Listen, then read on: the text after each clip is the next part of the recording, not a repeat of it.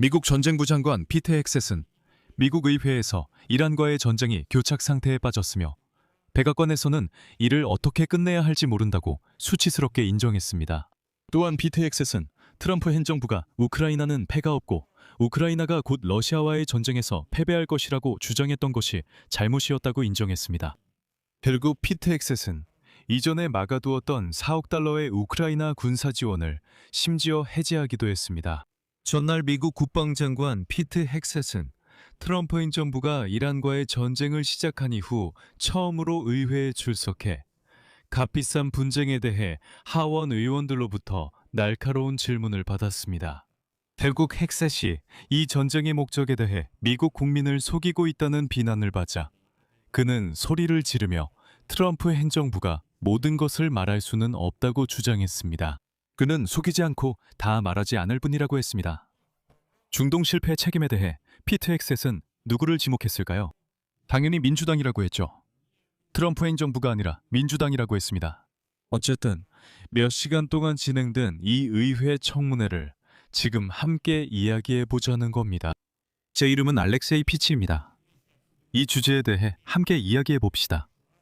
하지만 시작하기 전에 채널 구독과 영상 좋아요, 그리고 영상 아래에 댓글을 남겨주시면 감사하겠습니다.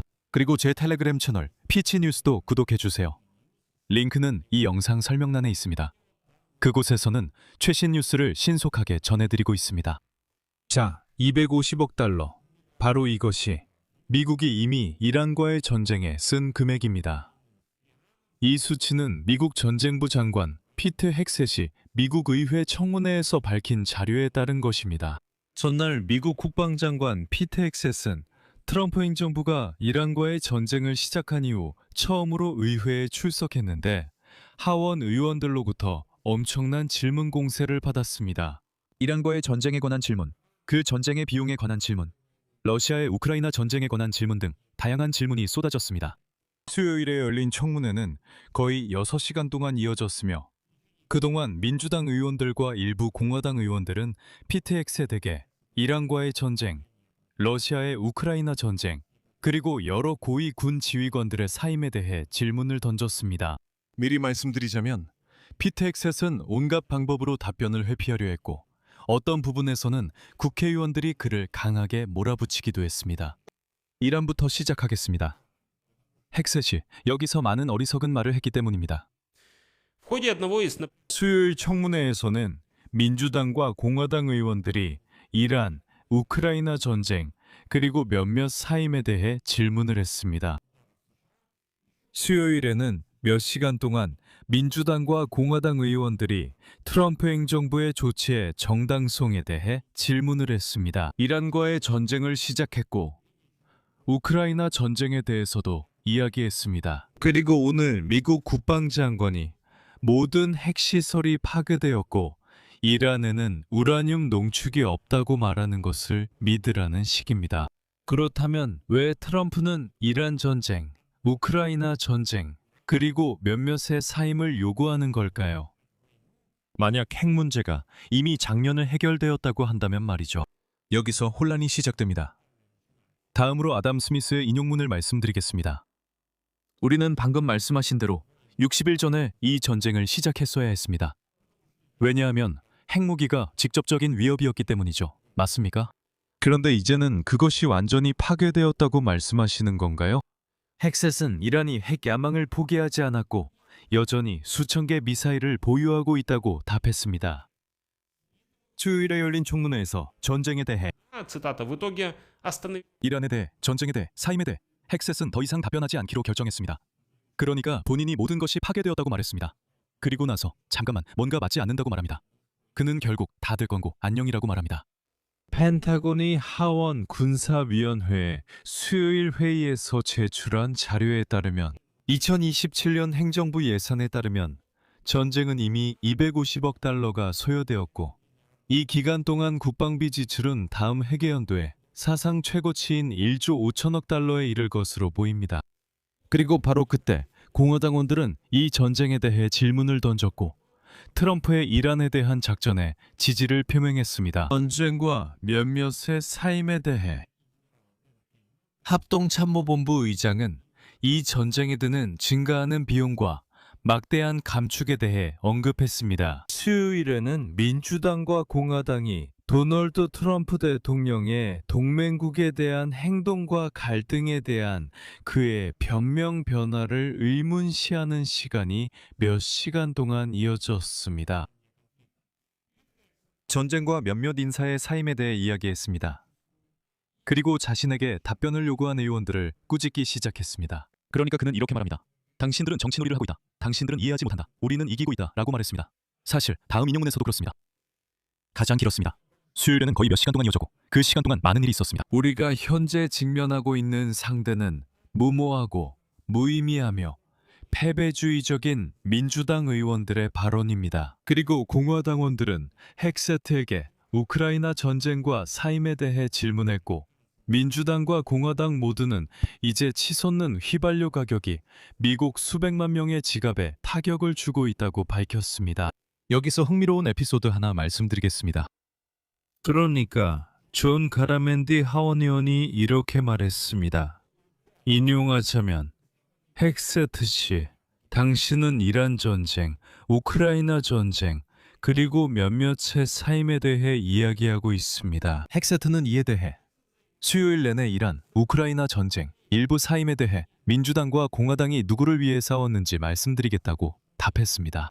успеха этой войны.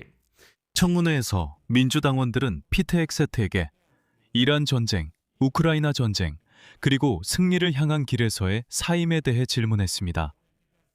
역시 민주당원들이었습니다. 이 전쟁 과정에서 발생하는 모든 문제는 누구의 잘못입니까? 민주당입니다.